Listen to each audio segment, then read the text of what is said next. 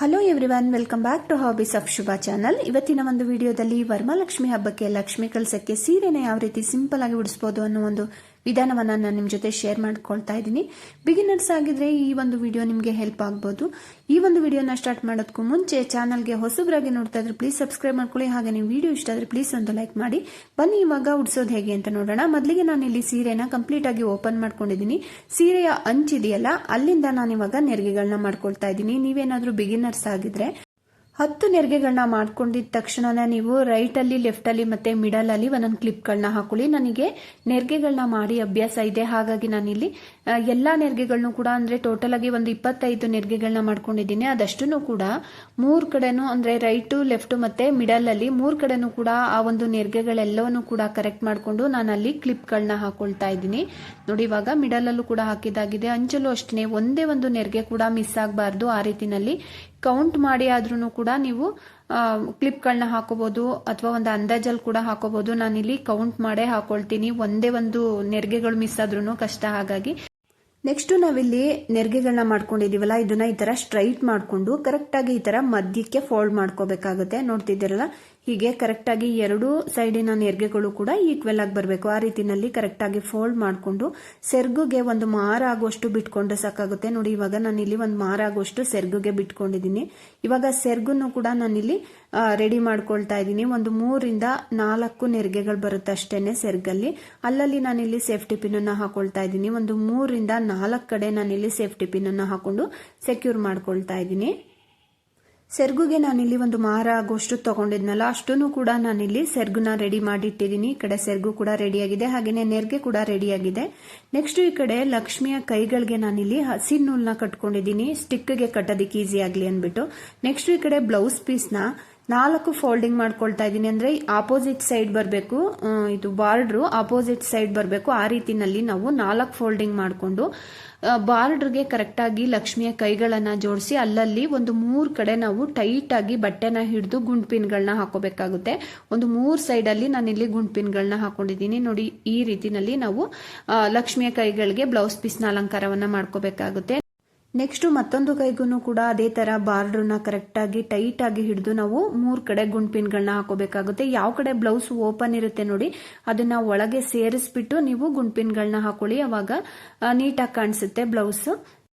ಲಕ್ಷ್ಮಿಯ ಕೈಗಳಿಗೆ ಇವಾಗ ಬ್ಲೌಸ್ ಪೀಸ್ ಅಲಂಕಾರ ಕೂಡ ಮುಗೀತು. ನೆಕ್ಸ್ಟ್ ಇವಾಗ ಯಾವ ರೀತಿ ಕಳಸಕ್ಕೆ ಸೀರೆನ ಉಡ್ಸೋದು ಅಂತ ನೋಡೋಣ. ಮೊದಲಿಗೆ ನಾನಿಲ್ಲಿ ಒಂದು ಪೀಠವನ್ನ ಇಟ್ಕೊಂಡಿದ್ದೀನಿ, 2 ಬಿಂದಿಗೆಗಳು ಇಟ್ಕೊಂಡಿದ್ದೀನಿ. ಕೆಳಗಡೆ ಇರುವಂತಹ ಬಿಂದಿಗೆ ತಾಮ್ರದ ಬಿಂದಿಗೆ, ಮೇಲ್ಗಡೆ ಒಂದು ಸ್ಟೀಲ್ ಬಿಂದಿಗೆ.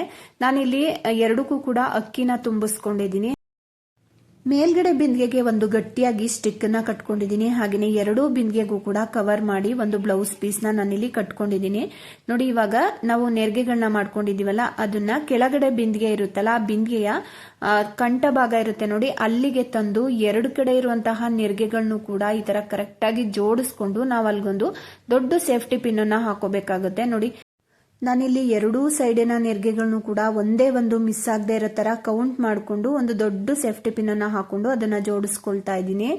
ಒಂದೇ ಒಂದು ನೆರಿಗೆ ಮಿಸ್ ಆದ್ರೂ ನಾವು ಪುನಃ ನೆರಿಗೆ ಮಾಡಬೇಕಾಗುತ್ತೆ. ಹಾಗಾಗಿ ನೆರಿಗೆಗಳನ್ನ ಜೋಡಿಸಿದ್ದಾದ್ಮೇಲೆ ಕ್ಲಿಪ್ನ ತೆಗಿತಾ ಇದ್ದೀನಿ. ಕ್ಲಿಪ್ನ ತೆಗೆದು ನೆರಿಗೆಗಳನ್ನ ನಾನಿಲ್ಲಿ ಜೋಡಿಸ್ಕೊಳ್ತಾ ಇದ್ದೀನಿ. 2 ಸೈಡಿನ ಎಡ್ಜಸ್ಗೂ ಕೂಡ ಒಂದೊಂದು ಸೇಫ್ಟಿ ಪಿನ್ ಅನ್ನ ಹಾಕಿದ್ದೀನಿ. ನೆಕ್ಸ್ಟ್ ಉಳಿದಿರುವಂತಹ ನೆರಿಗೆಗಳನ್ನ ಈ ರೀತಿ ಸ್ಪ್ರೆಡ್ ಮಾಡ್ತಾ ಇದ್ದೀನಿ. ಫ್ರೆಂಡ್ಸ್, ನಾನಿಲ್ಲಿ ನೆರಿಗೆಗಳನ್ನ ಮಾಡಿದ್ದಾದ್ಮೇಲೆ ಒಂದ್ಸಲ ಚೆನ್ನಾಗಿ ನೆರಿಗೆ ಹಾಗೇನೆ ಸೆರ್ಗು 2 ಕೂಡ ಐರನ್ ಮಾಡ್ಕೊಂಡಿದ್ದೀನಿ. ಹಾಗಾಗಿ ತುಂಬಾನೇ ನೀಟಾಗಿ ನೆರಿಗೆಗಳು ಕೂರ್ತಾ ಇದೆ. ನೆರಿಗೆನ ಮಾಡಿದ್ದಾದ್ಮೇಲೆ ಒಂದ್ಸಲ ಚೆನ್ನಾಗಿ ಐರನ್ ಮಾಡ್ಕೊಳ್ಳೋದ್ರಿಂದ ತುಂಬಾ ಚೆನ್ನಾಗಿ ನೆರಿಗೆಗಳನ್ನ ನಾವು ಕೂರಿಸ್ಕೋಬಹುದು. ಇನ್ ಕೇಸ್ ನಿಮ್ಮ ಅದಕ್ಕೂ ಇನ್ನೂ ಚೆನ್ನಾಗಿ ನಿಮ್ಗೆ ಸ್ಪ್ರೆಡ್ ಆಗ್ಬೇಕು ಅಂತ ಹೇಳಿದ್ರೆ ನೋಡಿ, 2 ರಿಂದ 3 ನೆರಿಗೆಗಳನ್ನ ಹಿಡಿದು ಅಲ್ಲಲ್ಲಿ ಗುಂಡ್ಪಿನ್ಗಳನ್ನ ಹಾಕೊಂಡ್ರೆ ತುಂಬಾನೇ ಚೆನ್ನಾಗಿ ನೆರಿಗೆಗಳನ್ನ ಸ್ಪ್ರೆಡ್ ಮಾಡ್ಕೋಬಹುದು. ನೆಕ್ಸ್ಟ್ ನಾನಿಲ್ಲಿ ಲಕ್ಷ್ಮಿ ಕಳಸಕ್ಕೆ ಕೈಗಳ ಅಲಂಕಾರವನ್ನ ಮಾಡ್ತಾ ಇದ್ದೀನಿ. ಮೊದಲಿಗೆ ನಾವು ಬ್ಲೌಸ್ ಪೀಸ್ನ ಕೈಗಳಿಗೆ ಜೋಡಿಸ್ಕೊಂಡಿದ್ವಲ್ಲ, ಅದನ್ನ ಬಿಂದಿಗೆ ಹಿಂಭಾಗದಿಂದ ತಗೊಬಂದು 2 ಕೈಗಳನ್ನು ಕೂಡ ಒಂದು ಸ್ಟಿಕ್ಗೆ ಗಟ್ಟಿಯಾಗಿ ಕಟ್ಕೋಬೇಕಾಗುತ್ತೆ. ಹಾಗೇನೆ ಉಳಿದಿರುವಂತಹ ಕ್ಲಾತ್ ಇರುತ್ತಲ್ಲ, ಅದನ್ನ ಒಂದು ಸ್ಟಿಕ್ಗೆ ಕವರ್ ಮಾಡ್ಕೋಬೇಕಾಗುತ್ತೆ. ಹಾಗೇನೆ ಮುಂದೆ ಉಳಿದಿದೆಯಲ್ಲ ಬ್ಲೌಸ್ ಪೀಸು, ಅದನ್ನ ಟೈಟ್ ಆಗಿ ಎಳೆದು ಹಿಂದೆಯಿಂದ 2 ಸೇಫ್ಟಿ ಪಿನ್ ಅನ್ನ ಹಾಕೊಂಡು ಕವರ್ ಮಾಡ್ಕೋಬೇಕು. ನೆಕ್ಸ್ಟ್ ನಾನಿಲ್ಲಿ ಸೆರ್ಗುನ್ನ ಹಾಕೊಳ್ತಾ ಇದ್ದೀನಿ. ಮೊದಲಿಗೆ ಎಡಭಾಗದ ಭುಜದ ಮೇಲೆ ತಗೊಂಡು ಬಲಭಾಗದ ಭುಜದ ಮೇಲೆ ತಂದು ಈ ರೀತಿನಲ್ಲಿ ಎಕ್ಸ್ ರೀತಿನಲ್ಲಿ ನಾವು ಹಾಕೋಬೇಕಾಗುತ್ತೆ. ಇವಾಗ ತುಂಬಾನೇ ಚೆನ್ನಾಗಿ ಕಾಣಿಸುತ್ತೆ. ಈ ಒಂದು ಸೆರ್ಗಿನ ಅಲಂಕಾರ ತುಂಬಾನೇ ಚೆನ್ನಾಗಿ ಕಾಣಿಸುತ್ತೆ ನೋಡಿ. ಎರಡೂ ಸೈಡು ಕೂಡ ಈಕ್ವಲ್ ಆಗಿ ಬರೋ ತರ ಮಾಡ್ಬಿಟ್ಟು ಸೆರ್ಗುನ ಸ್ವಲ್ಪ ಫೋಲ್ಡ್ ಮಾಡ್ಬಿಟ್ಟು ನಾನು ಅಲ್ಲೊಂದು ಸೇಫ್ಟಿ ಪಿನ್ ಅನ್ನ ಹಾಕೊಂಡಿದ್ದೀನಿ. ಮಧ್ಯಕ್ಕೆ ಒಂದು ಹಸಿ ನೂಲ್ನ ಕಟ್ಕೊಂಡ್ರೆ ಟೈಟ್ ಆಗಿ, ಹಾಗೇನೆ ಸೊಂಟ ಸಣ್ಣದಾಗಿ ಕಾಣಿಸುತ್ತೆ. ಹಾಗಾಗಿ ಟೈಟ್ ಆಗಿ ಒಂದು ನೂಲನ್ನ ಕಟ್ಕೊಂಡಿದ್ದೀನಿ. ಹಾಗೇನೆ ಡಾಬು ಕೂಡ ಹಾಕಿದ್ದಾಗಿದೆ.